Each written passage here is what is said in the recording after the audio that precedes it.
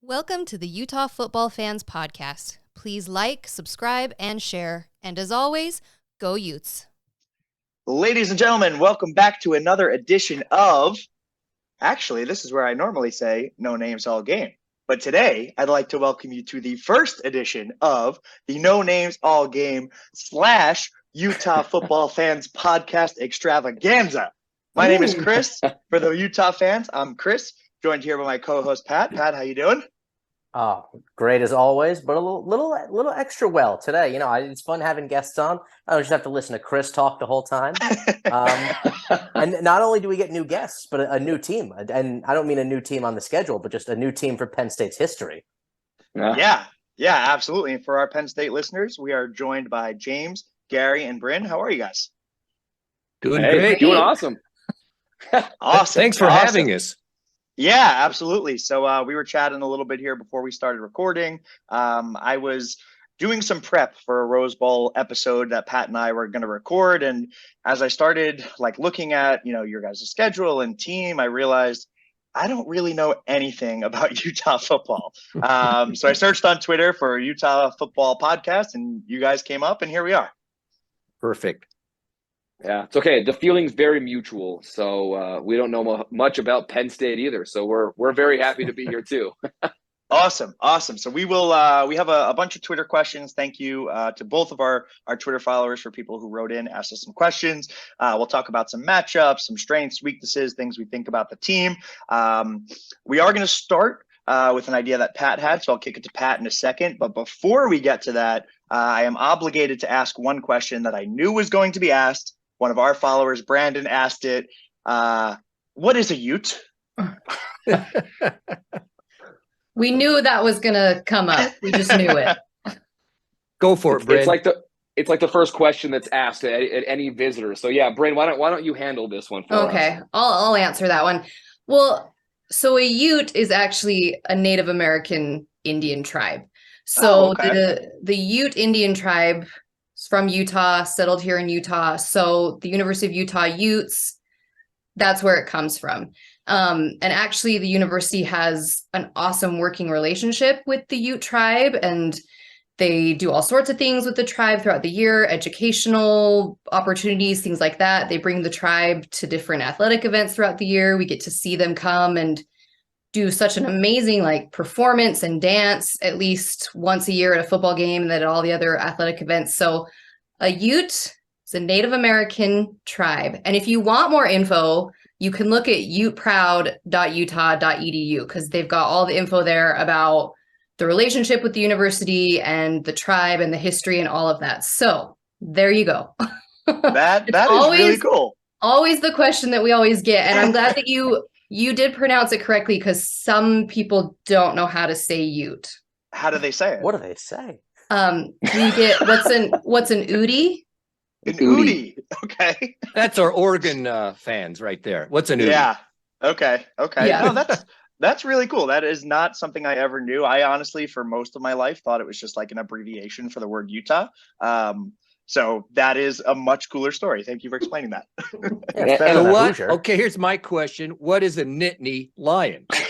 I was hoping that would come back. Pat, you want to take this one? Yes. So right outside of Penn State's campus is a mountain, Mount Nittany, that used to be populated by mountain lions. And actually, the last Nittany lion is stuffed in the library. Poor thing. Okay. Yeah. Not quite as cool as yours, maybe, as far as we have a great relationship with the Ute tribe. He's around all the time. He's around all the time. That's true. All right, so we've got the namesakes out of the way. Like I mentioned, we don't really know a lot. So Pat had an idea. Pat, why don't you kick it off with your topic to start us here? Yeah, so I mean, this is a team that I think, Penn State and Utah have never played each other.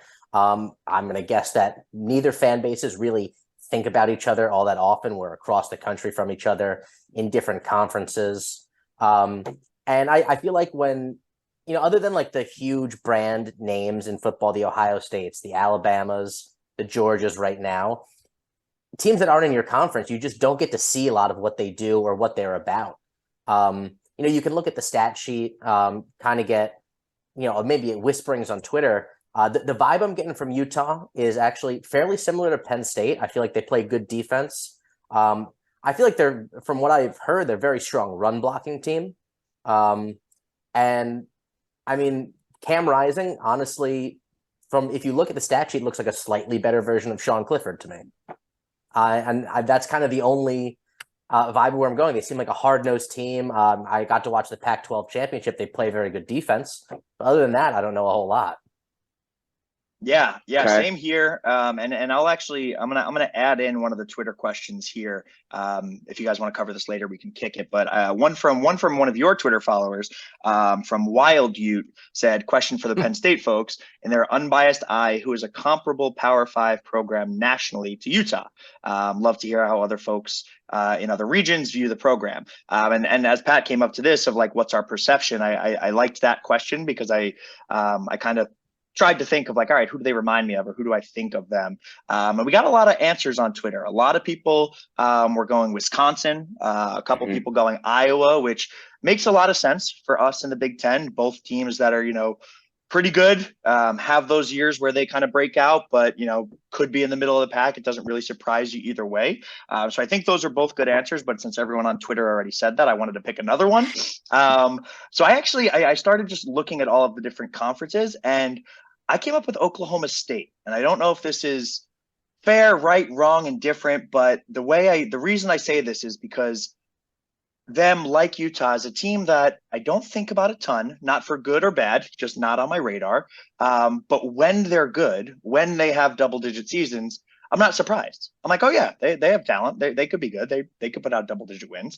For the Pac-12 for the last 10 years before you guys have won, back-to-backs. Congrats, by the way.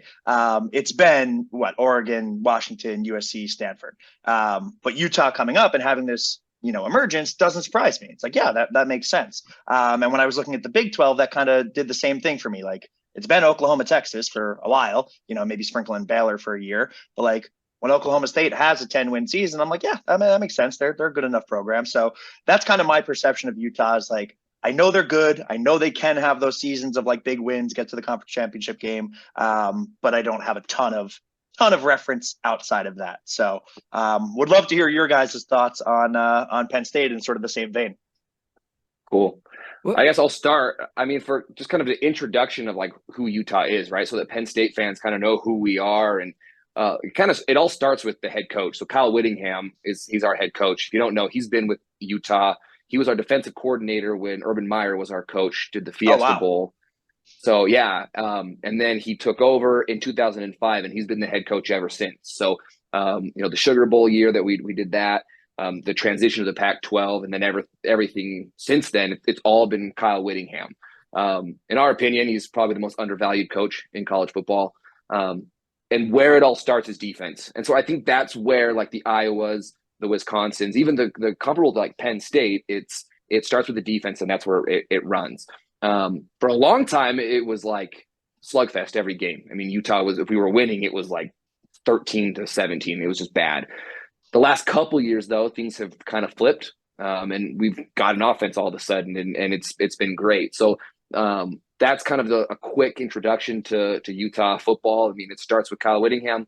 It's tough, hard-nosed defense. They play very physical. If you watch the Pac-12 championship game, I think that was apparent. Like, they just bullied a team that has all the talent in the world, but just out-physicaled them. So that's kind of my start. And Brandon, Garrett, if you have anything to add.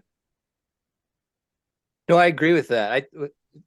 So Kyle Whittingham, or Whit is what we call him, Coach Whit, as James said. So he's the head coach from 2005 on, but the 10 years prior to that, as James said, he was the D coordinator. But the thing is, he's created quite a culture here, a nice family feel culture in the football program. And I think those who get into it really like it. But there's this continuity from year to year to year, and it's just developed over the years until we've got to this position. Though we've actually been in the Pac-12 championship game, was it 4 of the last 5 years? The COVID year was in there, which is, whatever. The Pac-12 didn't really handle that very well, we don't think. But anyway, we've been in there. We lost a couple times. Then we've been back to back. So, but it does start with Coach Witt. And there's just this really great culture, which, though James said, is a hard-nosed type of football on both sides of the ball. The Pac-12 does have a lot of really high-powered, high-flying offenses. And it's really quite a contrast and a difference to Utah, where it's tough on both sides of the ball. Though this year we've averaged 40 points a game. So there's a good balance where we can play good D. And Utah is either 1 or 2 on all categories as far as defense goes, in the Pac-12 anyway. And so then you add their offense being able to score. Yeah, it's been a good mix. Yeah, that's great. I think that kind of Bryn, if you have anything to add, please. No, I don't think I have anything to add to those, so we can get into more specifics later on. Sure. So that's super helpful for us. Definitely confirm some of the things that we've heard, but would love to hear. We'll give you guys kind of the same response on what we think our program is, but would love to hear the outsider perspective first. What do you guys think of when you think of Penn State? The whiteout. Love that. Yeah. Good answer. I mean, in all honesty, that's kind of the first thing I think of is the whiteout, which is awesome to see. So I'd love to experience it at some point, but that's kind of my first thought. I don't know. I've watched Penn State my whole life, quite a bit on television. I watched the games this year against Michigan and Ohio State. So I've known of the success of Penn State. I've always respected the program as a top-notch program. And even this year, I mean, 2 losses, but it's to the 2 who are in the Final Four. So yeah, I've always had a lot of respect for Penn State. I've always felt like they've been in the mix, not just a bottom feeder, but they've always been, at least the way I've viewed it, is a top-notch program. Yeah, I mean, I got to echo it. Like, I just think that Penn State's it's the history, right? They've just got a tradition, a history. They're one of the first football programs that kind of comes out when you're talking about the longevity. They have all the history and notoriety, national championships, all that stuff that I think is a level that Utah hopes to get to. I think from what I've watched, they play a very similar brand of football. I think it's defense. Coach Franklin, when he took over, I think he's done a great job. Personnel wise, I don't really know. Honestly, I know a couple of the guys. You're in a similar boat to us where you've got injuries. Everybody does. A couple of guys opting out, that sort of a thing. But when I think of Penn State, it's the whiteout does come to mind. It's, I think, one of, if not the best tradition in college football. So that's pretty cool. And then just a hard-nosed brand of football. And I got to say, we did a poll earlier this year with our podcast. Not a fan of your guys' helmets. Just got to throw that out there. It's rough. I'm not in on that. I'm not in on that. I respect I like it. the tradition. I like the tradition, but can we add something? It's just white. So yeah, I'll just throw that out there. Yeah, I'll give you that. I think there's some beauty in simplicity, but we do once a year. Started a couple years ago. We do something called the Generations of Greatness uniforms, where they add little factors of previous uniforms over the year. And one thing that I love that they do is they put a number decal on the helmet, spices it up just a little bit. I'm a huge fan of that. Yes, Britt, it's massive. You gotta see it. You gotta see it. It's crazy. It's crazy. Uproar in the fan base. You need to get some stickers. Get the stickers like Ohio State. What do you think about that? We've had a lot of debate on that, baby. I don't personally love them, Pat. What do you think? So I don't want Penn State to do it because it wouldn't work, but I think they're awesome. When I played football as a kid, we did them and I loved it. And I hated when I found out that it was an Ohio State thing, but I think it does look really cool. Yeah. And Brent, to your point of like, a number on the sticker or a sticker on the helmet. It is funny that you say that because there's a decent percent of our fan base that's like, this is an outrage. There's numbers on the helmet. It's like, why change anything? Yeah. So like we say it tongue in cheek, but there are those people who are like, don't change anything. So was there a period, because you guys don't do last names, right? Mm-hmm. You're kind of there was a period though that you had them, and then they've gone away. Tell me the story of that. That was the guys who stayed through the scandal period. Yeah. Essentially, they were honored by like You have Okay. meant so much to this program, keeping it together through, I mean, Chris and I were both in school when it happened. It was a terrible time to be a Penn Stater. So it was kind of honor them through like, you guys deserve to have your names on this jersey because you don't even get bowl games. Very cool. Okay. I didn't know that. That's neat. Yeah. So that was so to kind of respond to your guys' perceptions. I think you're all pretty spot on. Obviously the history, everyone knows Joe Paterno and the long history of Penn State. Myself and Pat, I became a fan of Penn State when I went there for school in 2008. So of course I know the history of Joe Paterno and all of those years, but like I'm not an expert or historian.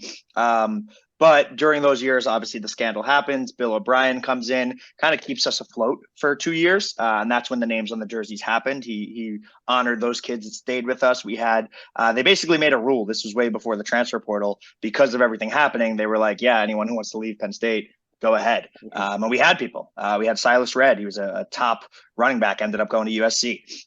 We had a couple other big names that left, and the kids that stayed and Bill O'Brien, those years were really paramount to like keeping it afloat. And then he obviously goes to the NFL. James Franklin enters, and that's been our identity for the last 9 years now. Is James Franklin? The culture that he's built. He is huge on family culture. His meetings, it always starts with "I love you," it always ends with "I love you." He's very, very big on the family aspect. And as far as who we are, it's kind of similar. Defense has been a stalwart for a while. Brent Pry was our coordinator for a very long time. He's now the head coach over at Virginia Tech. Had a rough first season, but we're wishing him success as he moves on. And then offensively, it's been interesting. The first couple years, we had Christian Hackenberg and an offensive coordinator that didn't really know what he was doing. We weren't really moving a lot. Then you enter Trace McSorley and Saquon Barkley and Mike Gesicki and a bunch of these really big playmakers with Joe Moorhead as our offensive coordinator. And those were what I like to call kind of the glory years right now. 2016, 2017, we were finding our rhythm. We were having a lot of fun. He is now the head coach at Akron, I think. Is that right, Pat? And now we're the last couple of years we've had some troubles. We had 2 years in a row, the COVID year and the year before, where just weren't good. We had a 7-5 year. We had a 5-6 year, the COVID year, or something like that. 4 and 5. 4 and 5. There you go. Even worse. No. Things were not very good. No. Coming into this year, a lot of people had it as, this is a rebuilding year. We're in the 15th year of Sean Clifford's career. We don't really know what to expect. So to come out of this season 10-2, heading to the Rose Bowl, is really a testament to, I think, Franklin and what he's built and kind of getting the young talent on the field and persevering. And I'm rambling, Pat. What do you have to add? Yeah, I think when you think about Penn State right now, like what Utah should focus on is kind of like the Sean Clifford era, which has been the past 4 years. But you could kind of describe as a bit of like a turd sandwich on some nice bread. Just 2 bad years in the middle there. That's good. Some nice bookends. And yeah, this is a Penn State fan base that I think almost unanimously was thinking somewhere between 7-5 and 9-3 to come out of this season. And so. And we very unexpectedly came out 10-2 in the Rose Bowl, even bigger surprise. But there's a little bit of frustration there because we have 0 ranked wins. We got beat badly by Michigan. And quite frankly, most of the fan base feels like we should have won that Ohio State game. I mean, it's a game we were winning in the fourth quarter with about 8 minutes left, and then it just got away. Yeah. So it's an odd mixture of, I guess, happiness and frustration. And I will say this is a bit of like a not your grandfather's Penn State team. It's not like as great as the defense is. It's different than I think the traditional Joe Paterno defense. It's a fast defense. Manny Diaz is sending people all the time. He's creating pressure through blitzes. It's a defense. It's an offense that wants to be very explosive, but can't find that consistently. The passing game is good at times. At times it disappears. The offensive line is better than it has been in a long time, but far from being elite. Are you confident in Clifford? How would you say you feel about him?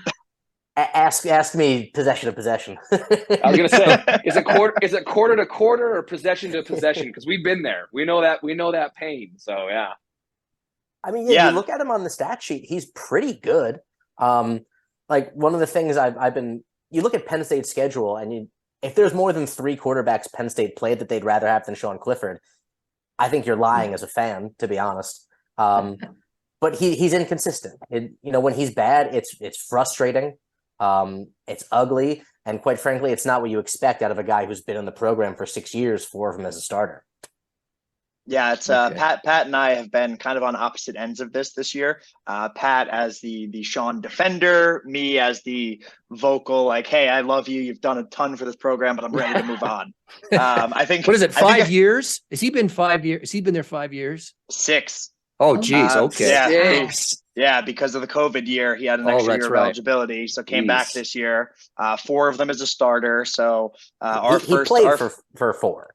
Yeah. He 4 as a starter, 4 as a starter, and I think he had his freshman year. He had like a couple of passes, but I think it's just for a lot of us who are on the side of like ready to move on, ready to get over it. It's just fatigue. Like, I don't hate Sean Clifford. I think there's a ton of moments that he's made me very happy and he's done really good things. It's just, we've seen the inconsistencies. We've seen the struggles. So it's been kind of tough. And we actually have a Twitter question that pertains to this. So I'll pop it in here. This is from one of our followers, Saquon Kendall, said, does Cam Rising have a love-hate relationship with Utah the way Penn State fans do with Clifford? High level, they're similar when they seem like great leaders, but maybe haven't gotten their teams over the hump before these Pac-12 championships, of course. What's your guys' relationship with Cam Rising? I think we love him. There's a small portion of the fan base. I mean, you guys get it, right? Like the very passionate fan bases, right? Where you lose a game and it's burn the whole system to the ground, right? There is that portion. So, we lost to Florida earlier this year in a game where we all felt like we should have won. And, on the last possession, Cam threw an interception. And it was like, who's the backup? Pull Cam, he's terrible, right? And then all of a sudden we go on this winning streak. And then at the end of the season, we lose to Oregon. And same thing, right? This team goes how Cam Rising goes. I mean, if Cam's going, this team is virtually unstoppable in a lot of ways. I think the vast majority of Utah fans, though, love him. He is a gamer. Coach Whittingham has said that he's the most competitive guy he's ever been around. And Whittingham's been in locker rooms with, Urban Meyer teams and Sugar Bowl champion teams and some of these, teams for the last 20 plus years.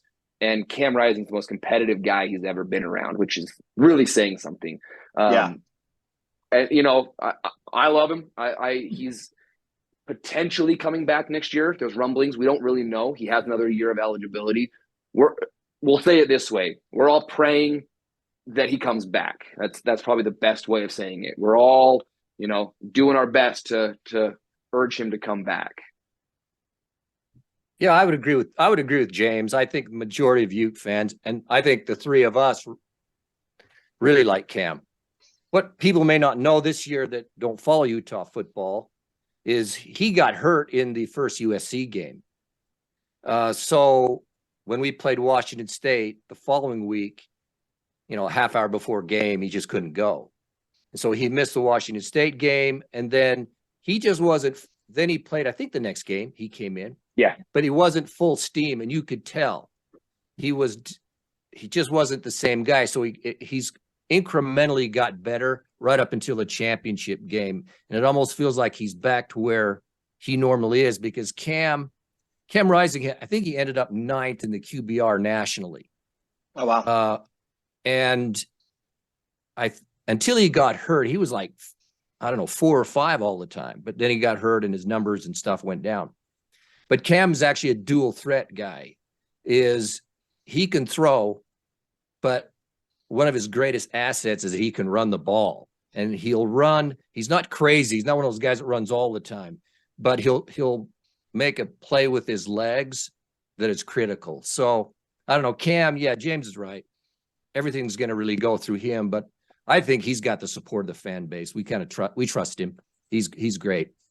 I mean, one of the things about Cam is not just his talent, but his attitude.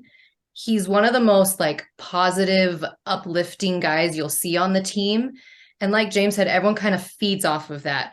And when you watched the championship game, and he took that hit where his head got blown off. Yeah. He gets up, he gets up and he's smiling. And even the announcer said, they're like, is he smiling? That's just Cam. Like, he has so much joy when he's playing football, and that really it like bleeds down into the rest of the team and to the fan base. Like, he's a really hard dude to not like, I feel like. Of course, there's going to be some fans, there always are, but he's a very likable guy, and we really hope he's coming back. Peace. Yeah, that's really interesting, because I think, and I won't spend forever on this because Pat and I have talked about Sean Clifford for decades at this point. I think it's similar in the sense to us, where even myself, someone who's kind of ready to move on, and for those that aren't super familiar with Penn State, the reason we're ready to move on is we have a guy named Drew Aller, who's a true freshman. He was a 5-star. He was the #1 rated quarterback in the country last year. Coming out of high school, we found him when he was like a 3-star early in his high school career, started developing. He ends up becoming the #1 quarterback, and we were able to hold on to him. We have not had that in a long time. The last time we had a really top quarterback was Christian Hackenberg. And, for as much as we love him too, the wins didn't really correlate. So there's a lot of us ready to like move on to like the prince that was promised in this future 5-star. So I think that's where the frustration comes from. But to Clifford's credit, I mean, the kid is an absolute gamer. He is tough as hell. He has left his body on the field for Penn State over the last couple of years. Last year, one of our biggest problems was we were kind of cruising, and then in the Iowa game, he gets hurt, and we have to put in a backup who's never seen the field before. We lose, and we start kind of falling into this skid. This year, he's been mostly healthy.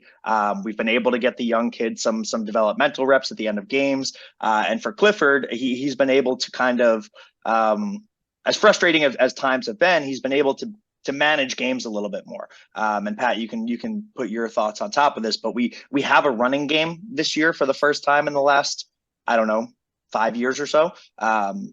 It helps a lot, to the point where the last 2 years, it felt like Sean was trying to do everything. He would scramble as soon as the pocket collapsed. He would get kind of happy feet. He would move around, and it was really frustrating. I think this year we saw, and last year before he got hurt, we've seen a different version of him, and we've seen sort of what he's capable of. But Pat, I know you're a pro Sean fan. What's your hope for Sean in his last Penn State game here, Pat? Yeah, I mean, I think that there's been a lot of talk this season about Sean became the program leader in completions, yards, and touchdowns, which a lot of people solely attributed to him being, in the program for so long. What they like to ignore is he's actually the program leader in completion percentage too. So he's a good quarterback. Yeah. But at the end of the day, he is a limited quarterback. His pocket presence is not always great, and he just does not throw an accurate deep ball at the end of the day. It's not his strength. It never has been. There's been flashes of it getting better this year, but it's just not. It hasn't been there throughout his career. But yeah, like Chris mentioned, this year he actually has a good running game to lean back on. Whereas the 2 years in the sandwich that I mentioned, it was like he was being asked to beat the entire offense, and he's not that guy. He's a good college football quarterback. He's not elite. He's not, he's not a game changer. He can win you a game, but he can't win you a national championship. Is Chad Powers going to suit up? That's what I want to know. I sure hope so, man. We could use that. Think fast, run fast. Think fast, run fast. Think fast, run fast. That was great. That was the best, man. Great. Yeah. I love how I kind of love that Eli is like loosely associated to Penn State now. Yeah. I know. They had Keegan-Michael Key on the Manning cast the other night, Monday Night Football, and they were talking about how he does a James Franklin impression. And it's like, yeah, we got a couple of Penn State football legends right here, Chad Powers and James Franklin impersonator. So, all right. So we have a bunch of other Twitter questions. I think we'll kind of sprinkle them in as we go. But let's talk about this game a little bit. This is the last true Rose Bowl. Between Big Ten and Pac-12. Next year it'll be a playoff site, and then we move into a 12-team playoff. So I don't know about you guys. I think that's kind of cool. I think that means a little bit more. For us, for our history, there was a question from one of your Twitter followers. Mark said, "How big is this Rose Bowl game to the team and fans of PSU? With their storied program, are they as excited as Utah is, being relatively new for us?" I know Pat's excited because he lives in LA, but Pat, taking that part out of it, Nice. How would you answer that question? Do you think Penn State as a fandom is excited about the Rose Bowl? Yeah, I mean, I think there's a trend of the last several years where like bowl games don't mean as much, which personally I think is silly. But I think this year it's going to mean more to Penn State fans than in years past, not only because is it the Rose Bowl, but this is Penn State's last chance at a ranked win for the season. Like, are we 10-2 because we played 10 mediocre teams, or are we 10-2 because we're good? And this is, there's always going to be question marks with opt-outs and injuries at the end of the season, but like, it's a chance for Penn State to show that they are for real, like beating a legitimate team in Utah, a Utah team that embarrassed USC. Like, you win that game, it's hard to deny that you are a quality team. Yeah, agreed. I think it's the Rose Bowl. It's the granddaddy of them all, right? It's very fun. And I looked it up because I wasn't as familiar. In the however many years it existed, Penn State's only been there 4 times. So we were there in 1923, which was actually the first one played in the Rose Bowl Stadium. I think the game existed a couple years before that, but that was the first one in the Rose Bowl Stadium. We lost to USC 14-3. Not great. We were there in 1995, got a win, and then we were there in 2009. We lost to USC. 2017, we lost to USC. So we're 1-3. I remember that game. Wasn't that a history. high-scoring game? It was 52-49. That was unbelievable game. I was there. I was there for that one. Great. Wow. Even as a loss, I still think it's the best college football game I've ever been to. Interruption question: are any of you guys going to the game? Anyone going to the Rose Bowl? Yeah, we're going. Yeah, amazing. We're going to be there. Amazing. What's your fan base like? I mean, as far as traveling, it's across the entire country, right? So outside of those lucky ones who live in LA and just get to drive down the street and sleep in their own bed, Utah, it's about a 12-hour-ish drive. So we got a lot of people going. What's your feel from your fan base as far as buying tickets and going? I think it's going to be an incredible showing. I was there in 2017 and we were playing USC. I mean, that's a home game for them. And the crowd was split pretty 50-50, honestly, cool. Which I did not expect. I was like, oh, it's going to be flooded with Trojan fans. Like, we're going to be the minority, and like Penn State just travels. I went to a game way back when we had our bowl ban. Bill O'Brien set up a game for us in Ireland. I went over there for that. Dublin flooded with Penn State fans. So we travel very well. I would expect Utah to do the same, being, semi-close, I think. I think this will be a good matchup where both fan bases are really well represented. Yeah, I would expect this one to be pretty much a 50-50 split. Here's a good example. A friend of mine, their parents, they're a big Penn State family. They were just out here 2 weeks ago. They're coming again for the Rose Bowl. Wow. Okay. That's dedication. Yeah. That is. Yeah, I mean, we were there last year. The three of us, we were there when we played Ohio State last year. And nice. I would say it was hard to tell because the colors were almost identical. So visually, it was hard to tell. But it felt almost 70-30 Utah, kind of in that. So I didn't know if that was expect, but I do know Penn State, they travel, right? So it would be awesome if it was 50-50, if it was split. And half of it was red, half of it was blue. I think that would be an incredible atmosphere. It'd be the first time all year they've filled the Rose Bowl. Little shot at UCLA there. So. Yeah, that's very true. Speaking of colors, the Rose Bowl Twitter account tweeted out earlier today. You guys will be wearing red. Penn State wearing white, with just kind of a simple rose logo, a little bit different from years past. I kind of love that. What do you guys think? I like it. I like the simplicity of it. I don't want to be so big and massive. I like the simplicity of it. It looks cool to me. Yeah. I'm glad we're wearing our reds. That's like our classic uniform. That's my favorite uniform, is when we go all red. So, and it's going to be a cool visual, I think, on the field, hopefully. Yeah. Agreed. And I'm with you. Like the rose, I think the rose just looks really good. If you haven't seen it, I'm sure we retweeted. I'm sure you guys have too, but it's just a very simple rose, and it's not too big. It's not the Alamo Bowl where it's like, an entire shoulder piece or anything like that. It looks clean. So I'm excited. It'll look really pretty. Yeah, Yeah, agreed. Cool. So let's pivot into some specifics for this game. You mentioned earlier, James, there's some opt-outs, there's some injuries. As of right now, seems kind of even. We have 2 guys out. You guys have 2 guys out. Very similar impacts as far as, All-American cornerbacks and leading receivers. Tell us a little bit about, Clark Phillips III and Dalton Kincaid, and what losing them means for this game. Who wants to take it? I feel like I've been dominating. I mean, I'm happy to answer it.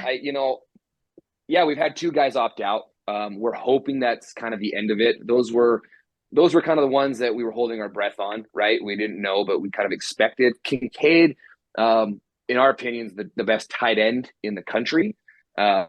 His opt-out's a little different. Yes, he's going to go to the NFL, but he's been banged up. Right. He only caught, I believe it was 4 passes in the championship game for 80 yards. They were big catches, but he's been banged up, so he's opted out.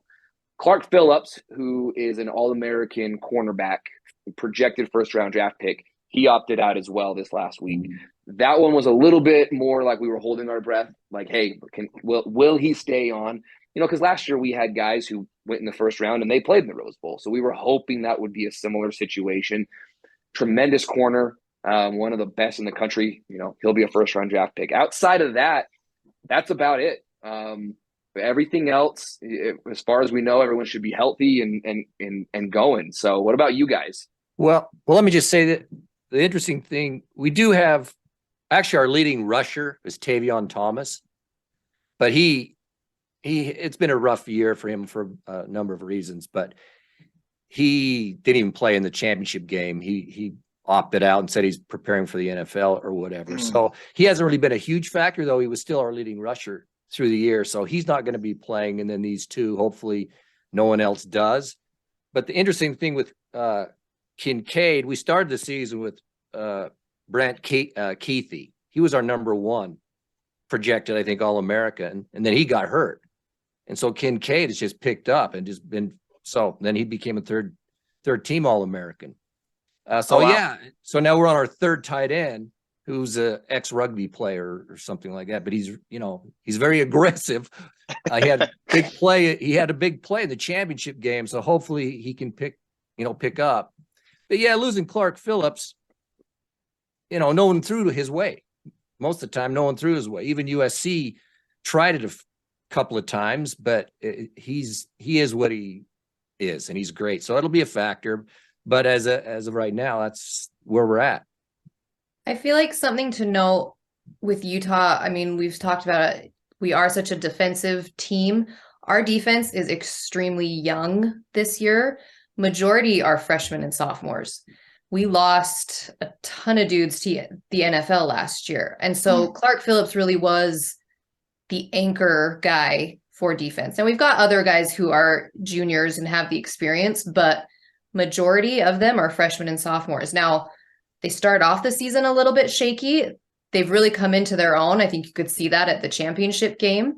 But the loss of Phillips, I mean, it's going to have an impact because, again, like Gary said, nobody would throw in his direction because he would make the play. So it's going to open things up a little bit, but hopefully our young defenders can step up and fill that position. Yeah, that makes sense. I think that's kind of similar for us. And I'll let Pat talk about our guys in a second. I was actually surprised. So like I mentioned, I didn't know a lot about Utah, but first time I really heard about Dalton Kincaid was when the finalists came out for the Mackey Award, and a bunch of college football experts were like, how is he not even invited? Like, you look at his numbers. I mean, 70 receptions, 890 yards, 8 touchdowns. That's a big part of your guys' offense. Do you feel like there is, another playmaker, whether it be a wide receiver or someone that can kind of, you can't replace that obviously in one game, but is there someone else that you feel fills that role, or does it change how you run your offense? What impact does that have?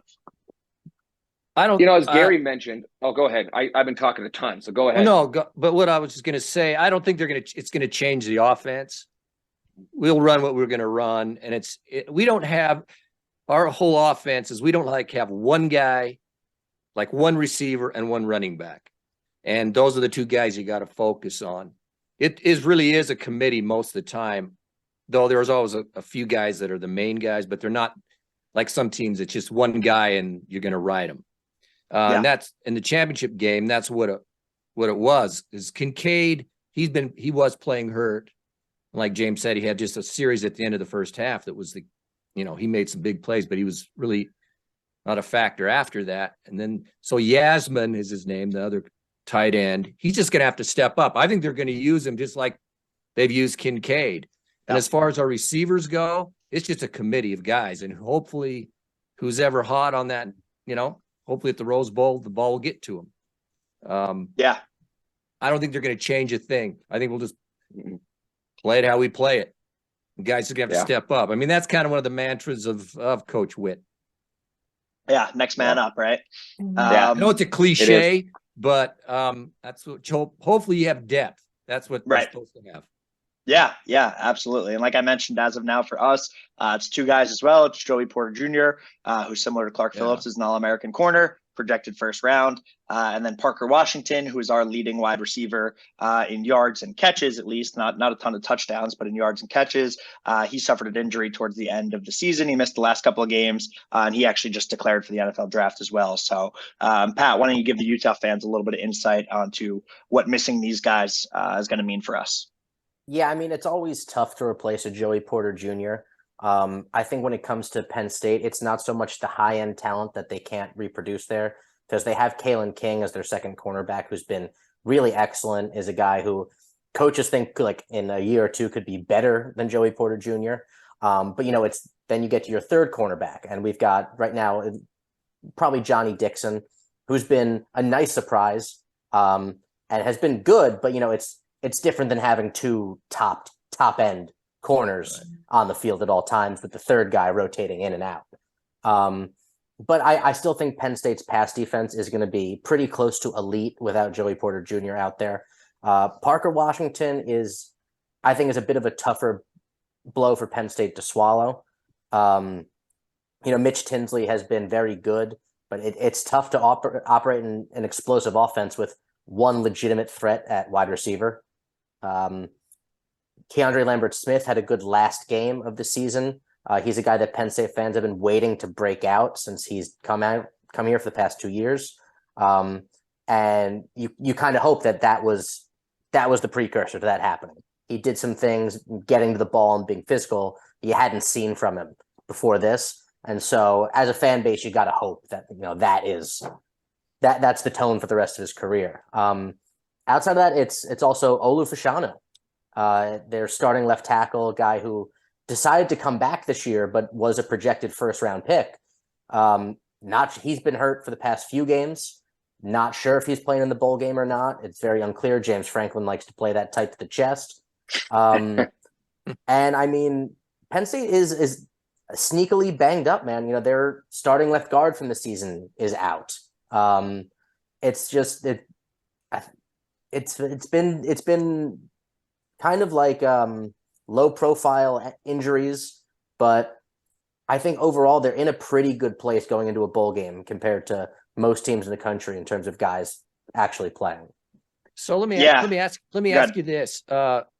So this is in the Pac-12. So Utah defensively was number 1 against the rush and number 2 against the pass. So their defense is good. What would you say the strength of Penn State is as far as offensively? Is it the passing game, the rushing game, or is it just the balance between both? Because Utah's D has been pretty good since midseason anyway, to where they're 1 and 2 in those categories. So what can we look at would be the biggest threat for us or their defense?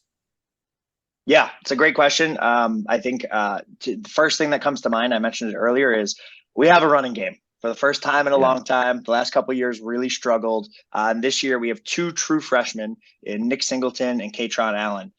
Nick was the number 1 running back in the country, Pennsylvania guy. We were very happy to keep him. Katron was a 4-star guy who we expected to be good. Don't think we expected to be this good this quick. Both of those guys had 1,000+ scrimmage yards this season. Wow. Nick had 12 touchdowns and Katron had 10. So those 2 guys combined have given our offense a spark that we lost for a couple of years. I mean, really, you look back to like Saquon Barkley, Miles Sanders era of running backs. After that, we had a flash in the pan with Journey Brown. He had a couple of really nice moments, but then had to retire for some medical issues. And then it was just really, whether it was the running backs themselves, whether it was the offensive line, we don't need to get into that, but it really slowed down. These two kids came in this year and just took us by storm. The first couple games of the year, the Auburn game, the Ohio game, Nick Singleton's breaking off like 70-yard touchdown runs, and you're like, holy crap, this kid is good. And then Katron Allen comes on through the year, and he's more of, so Nick is more of the fast breakaway. He'll get to the edge and just beat you.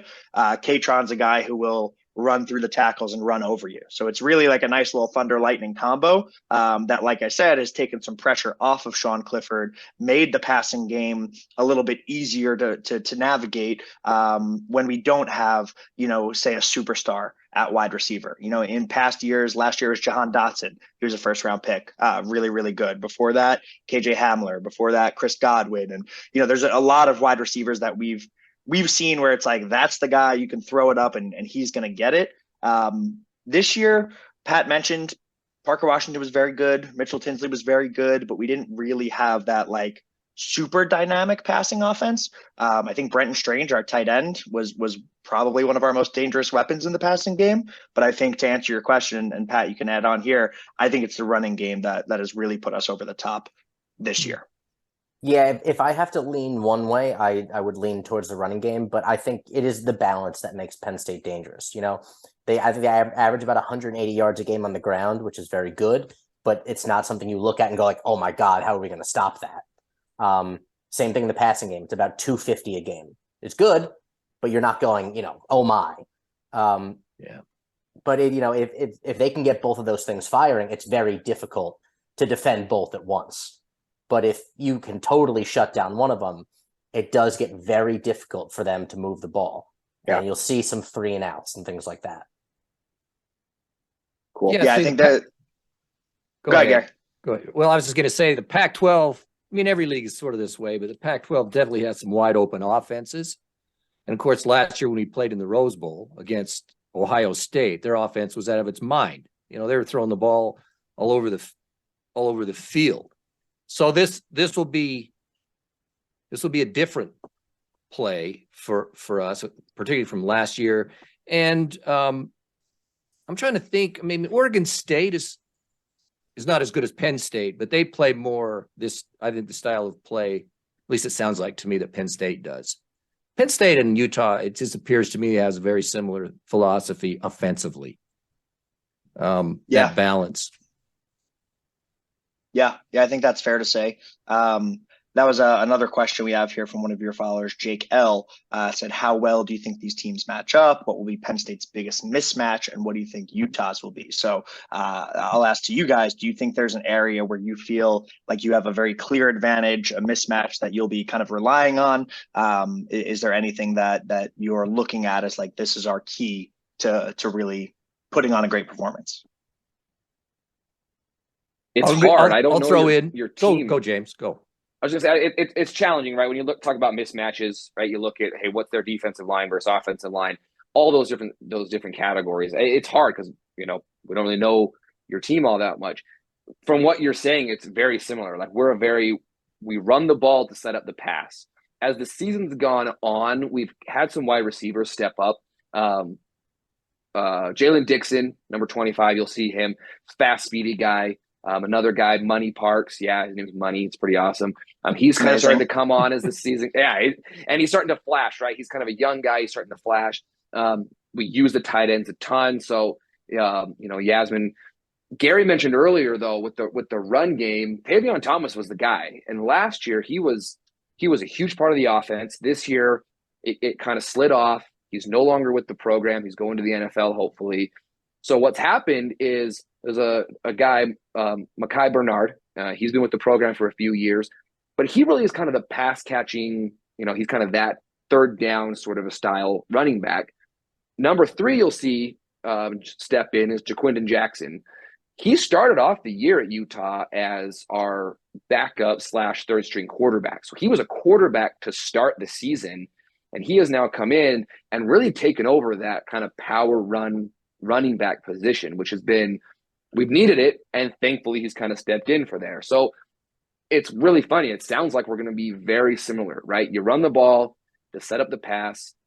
You kind of question who's going to be the pass catcher to make the big play. If you can run the ball and establish it. So they're very mirror image teams, which I think will make for a very interesting game, in my opinion. Yeah, I actually have a follow-up on that based on kind of how you're talking about your offense. Something Pat and I have talked about for many years with Penn State's defense, especially under Brent Pry in the past. Our identity was bend, don't break, right? We would let up some plays here and there. We'd let up some big things, but we would close the door in the red zone, not let up as many touchdowns. This is Manny Diaz's first year as defensive coordinator. Like Pat said, he's a little bit more aggressive. We have a lot of youth on this defense. We've seen the emergence of some really, really talented young guys. Abdul Carter wearing number 11, which is very prestigious to Penn State football. That was Micah Parsons and LeVar Arrington and some other greats. Wow. He's a true freshman and led the team in sacks, was up there in tackles, plays like he's a chicken with his head cut off, just running around making plays. It's really, really fun. But with that youth comes some of that same bend, don't break. So I was sorry if my eyes were darting. I was looking at the stats. Scoring defense, we finished the year top 10. I think we're tied for 9th or 10th, letting up 18 points a game. And you factor in Michigan and Ohio State, that's a 41 and a 44. Tough games to kind of add to that number, but it is what it is. But when you look at the red zone defense, that's kind of really where we thrive. We finished number 7 in the country, allowing conversions 71% of the time, mostly field goals, 7 touchdowns, 11 field goals. So I guess my question to you is, with your offense and some of the things that you've mentioned, do you think you're going to be looking at more of like methodic drives, kind of trying to beat us down and convert once you get to that red zone? Are there more of the explosive plays where you're going to try to beat the man on man or the deep zone? Where do you think you might be able to take advantage of a bend don't break style defense? Well, we're typically not big play. It's a big play offense. I know in the championship game we had some massive plays, which we were loving.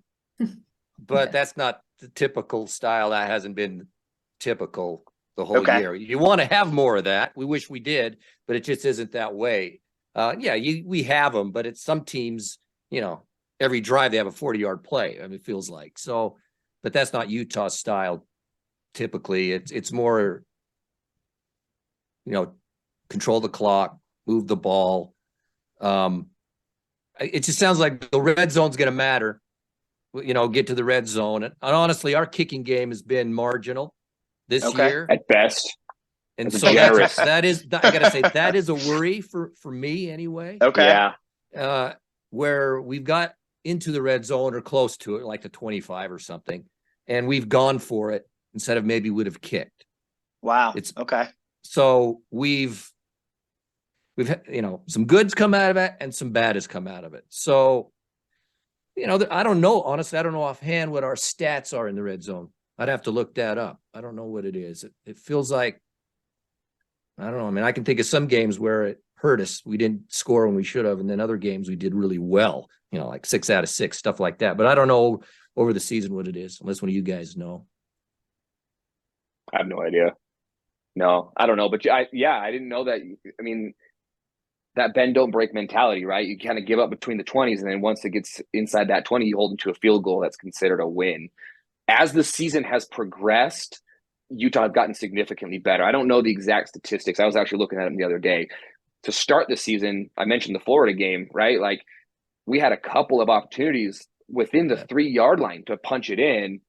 Couldn't do it any time, and ended up losing the game by 3 points. So that has been a focus ever since that, and it's gotten progressively better.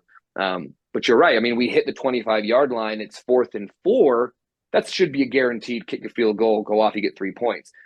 That has been a concern and could be a factor in this game if, we get to the, 13-yard line, but are we sure about the kicker? I don't know. That could definitely play a factor in this game. Yeah, that makes a lot of sense. I'm looking up the stats right now. So Utah is 82% red zone conversion on the year, 20 let's see, 20 pass touchdowns, 30 rush touchdowns, 8 field goals. So it looks like when you guys are getting there, you're punching it in pretty good. And 70 red zone attempts. That seems a lot.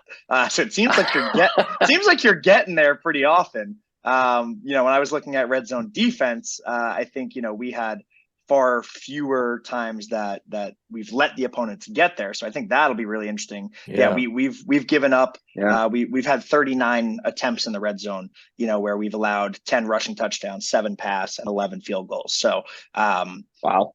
Yeah, maybe I should have done some research before we started this. I could have had that offhand.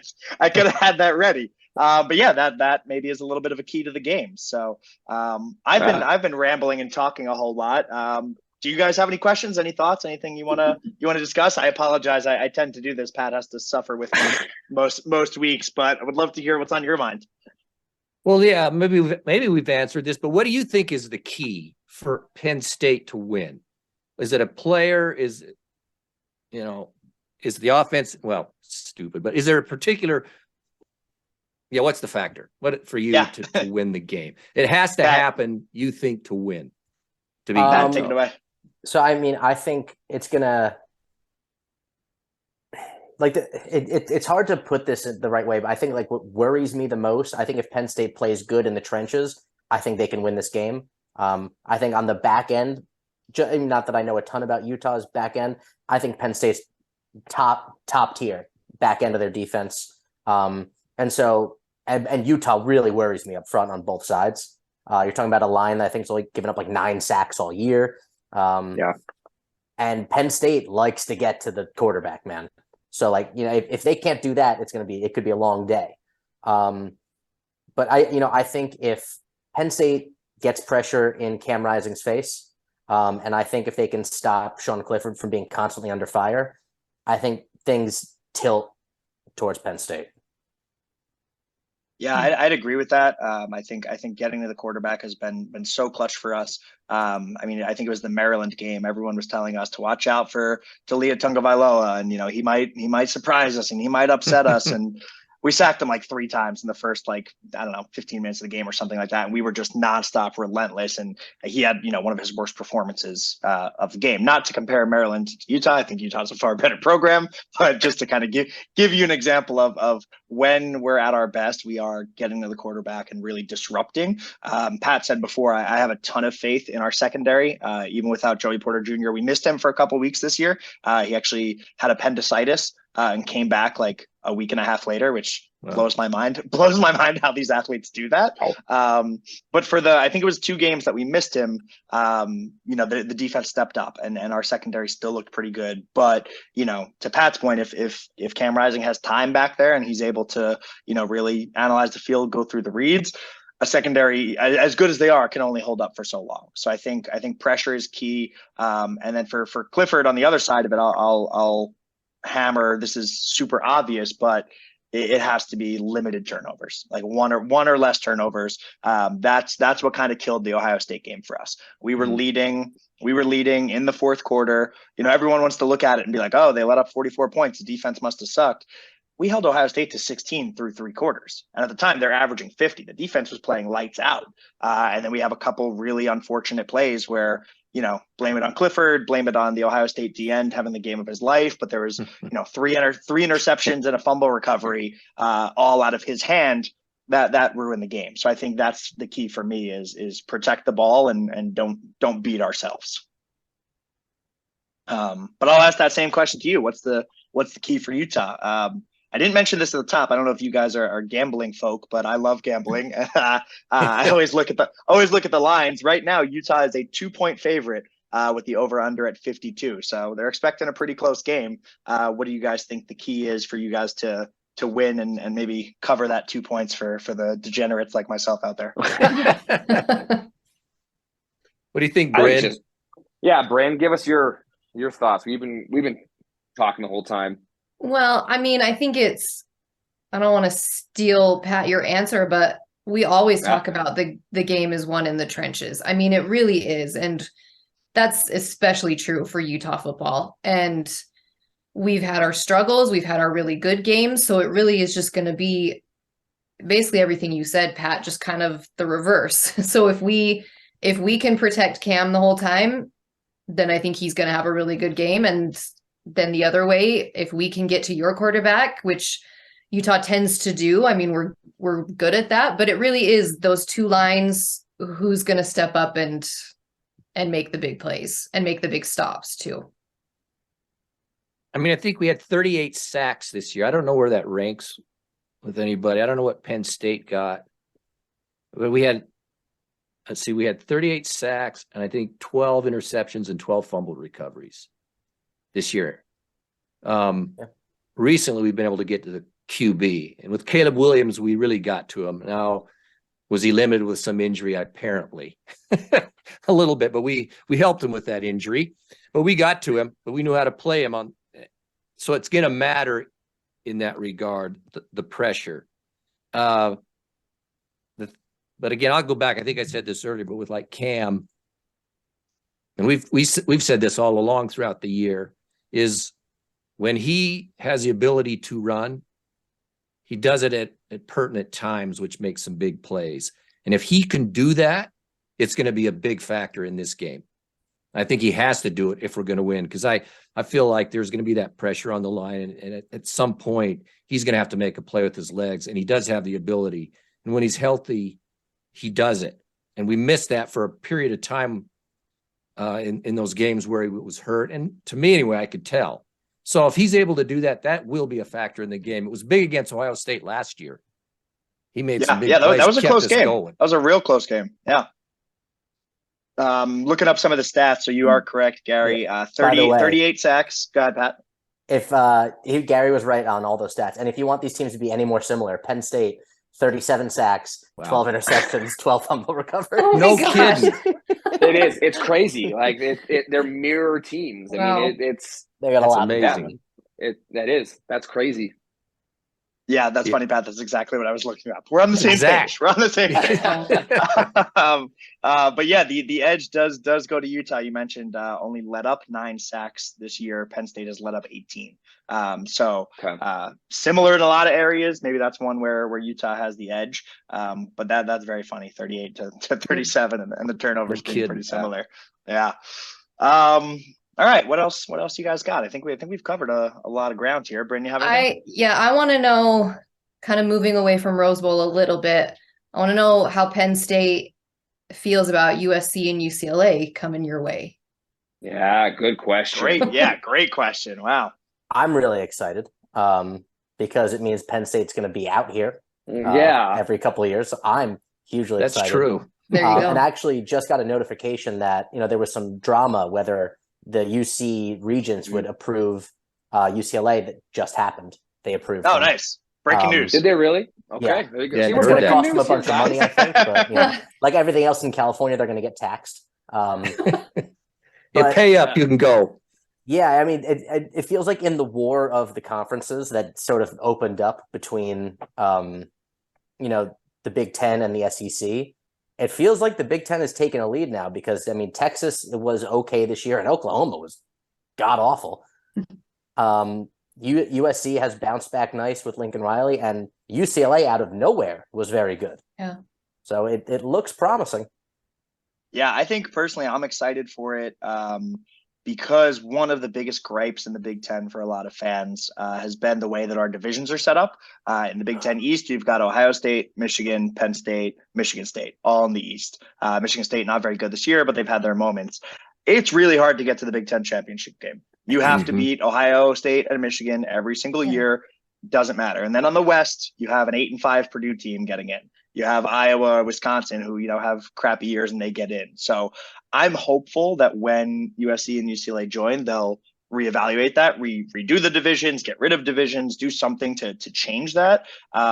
So that I think, obviously, you love competition. You have a chance every year to get more ranked wins, play good teams. As Pat mentioned, that's kind of one of the knocks this year is nobody in the Big Ten was really that good outside of Ohio State and Michigan. So those were our 2 losses. All of the wins that we had, none of those guys ended up ranked. So if we have an opportunity to play some good, Southern California teams and have maybe a different path to a Big Ten championship, I think that helps us a lot. How do you guys feel about it as Pac-12 people? We're not happy about it.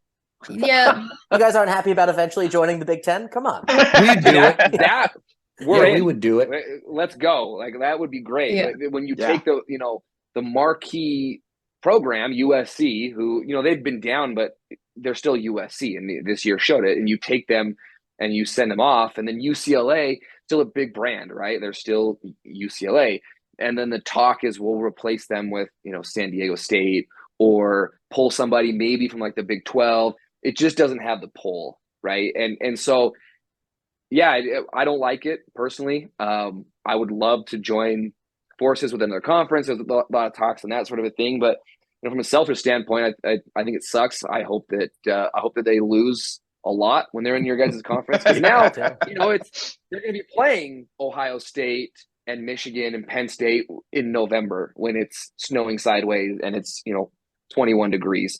My only thing is, I was looking at your guys' conference, and it almost seems like all the good teams over here, and then like maybe one or two.